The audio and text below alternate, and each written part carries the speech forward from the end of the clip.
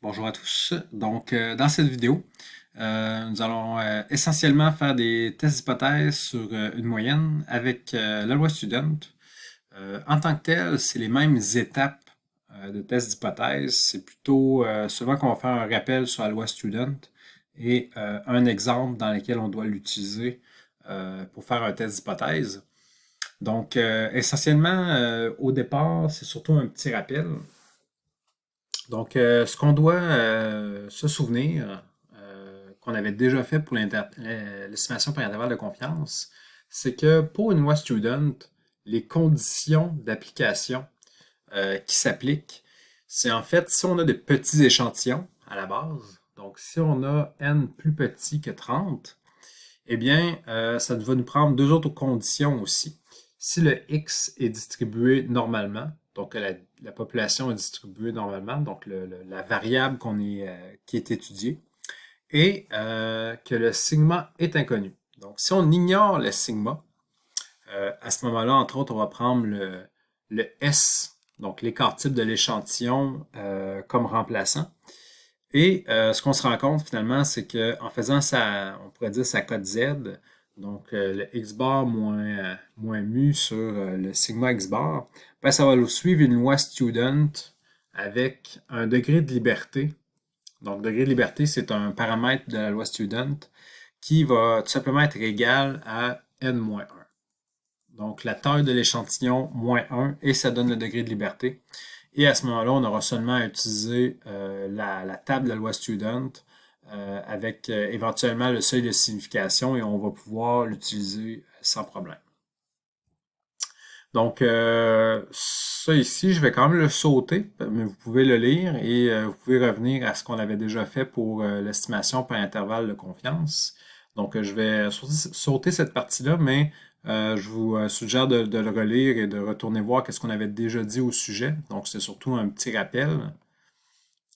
L'essentiel a déjà été redit et on va aller tout de suite à l'exemple.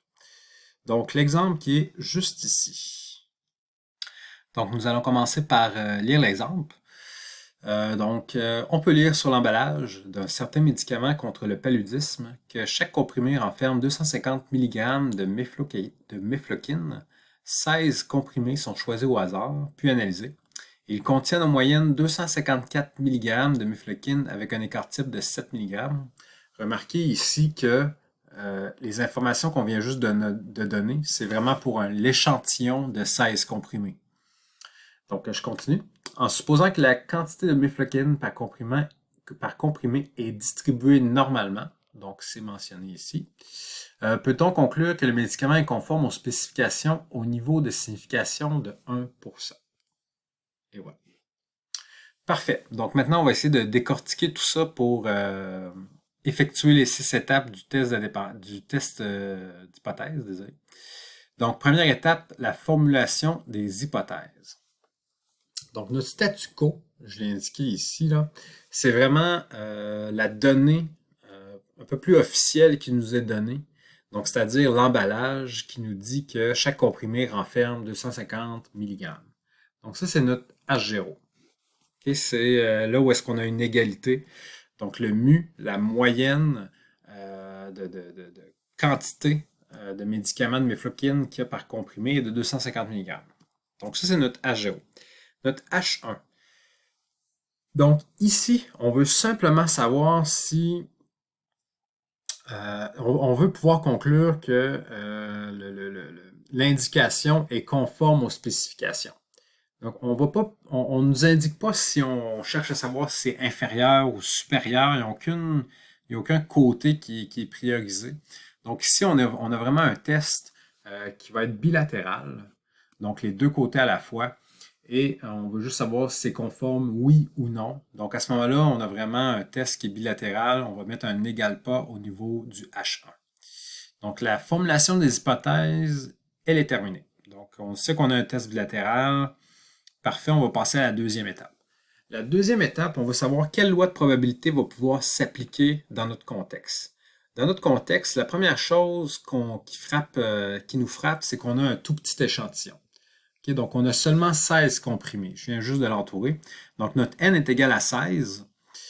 Quand ça arrive, on a absolument besoin que le X, donc la quantité de mifloquine ici, est distribuée normalement. Donc, c'est notre deuxième condition. Donc, on avait déjà N qui est égal à 16, X qui suit une loi normale. Et l'écart type l'écart type dans notre population pour tous les comprimés, on le mentionne jamais. Okay? Oui, on a un écart type. Okay? On sait qu'on a un écart type de 7, mais cet écart type-là, faites attention, il provient de l'échantillon et non pas de la population. Le fait que ça provienne seulement de l'échantillon, ça veut dire que c'est notre S et non pas notre sigma. Donc, en tant que tel, notre sigma, lui, est inconnu. On n'en a aucune idée.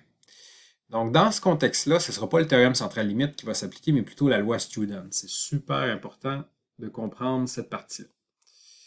Donc, maintenant qu'on sait qu'on utilise la loi Student, c'est bien, mais la loi Student va dépendre de son nombre de degrés de liberté. Donc, c'est super important d'indiquer ça ici. Donc, étant donné que le n valait 16, ben 16 moins 1, on obtient 15 degrés de liberté. Aussi, donc ici, on ne nous a pas indiqué le nombre de comprimés qui est fabriqué. Donc, on va supposer que n est très grand.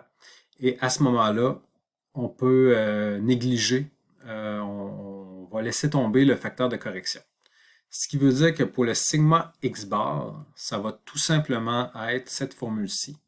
Donc, remarquez qu'on a pris l'écart type de l'échantillon, le S, étant donné que c'est le meilleur remplaçant qu'on dispose pour le sigma, et on l'a divisé par racine de n. Donc, on fait le calcul et ça nous donne 1,75. On va s'en servir un petit peu plus loin de cet écart type-là. Donc, maintenant, la deuxième étape est terminée. On a vérifié les conditions et on connaît maintenant très bien la loi de distributivité, la loi de probabilité qu'on va devoir utiliser. Donc, deuxième étape terminée. Troisième étape, la plus facile, tout simplement indiquer le niveau de signification qui est utilisé. Donc, c'était 1%. 1%, donc 0,01. On va en avoir besoin tout de suite à la quatrième étape. Donc, la quatrième étape, je vais monter un petit peu. Parfait. Donc, la quatrième étape, on a besoin, dans le fond, d'établir notre règle de décision. Qu'est-ce qu'on sait? On sait qu'on utilise la loi Student. On sait qu'on a un test qui est bilatéral. Et on sait aussi qu'on a 1% de seuil de signification. Donc, le fait qu'on ait un type de test qui est bilatéral et avoir 1%, ce que ça veut dire, c'est que notre 1%, on va le diviser en deux. Okay? Pour chacune des extrémités. Donc, on a deux extrémités qui vont avoir à ce moment-là 0,5%. Et maintenant, le fait qu'on est sur une loi Student, ça fait en sorte qu'on va devoir aller chercher cette valeur critique-là, okay, qui va être la même, mais positif et négatif. On va devoir aller la chercher dans la table de la loi Student. Donc, je vais faire un petit rappel là-dessus. On va aller sur la table.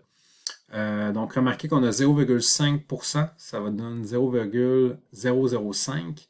Et n'oubliez pas qu'on est à 15 degrés de liberté. On va chercher la table de la distribution de student. Ici, dans notre test d'hypothèse, ce qu'on avait trouvé, c'est que, dans le fond, on avait maintenant, au niveau de la pointe, 0,5% qui, en nombre décimal, donne 0,005. Donc, on va être sur cette colonne-ci. Parfait. Et on a aussi besoin du degré de liberté, du nombre de degrés de liberté. Donc, l'espèce de V qu'il y a là, donc notre degré de liberté ici, ben, c'était n-1 et ça nous avait donné 15. Donc, on a notre 15 qui est juste là. Finalement, si on va à l'intersection de notre ligne et de notre colonne, on va trouver à ce moment-ci cette valeur-là. Donc, juste à suivre la colonne et la ligne. Donc, on a trouvé 2,9467. Ça va être notre valeur du T alpha sur 2 avec des L, donc le degré de liberté. On va prendre ce nombre-là et on va retourner dans notre exemple. Donc maintenant, grâce à notre table, on a trouvé la valeur, notre valeur critique qui va nous servir pour notre règle de décision. Super important.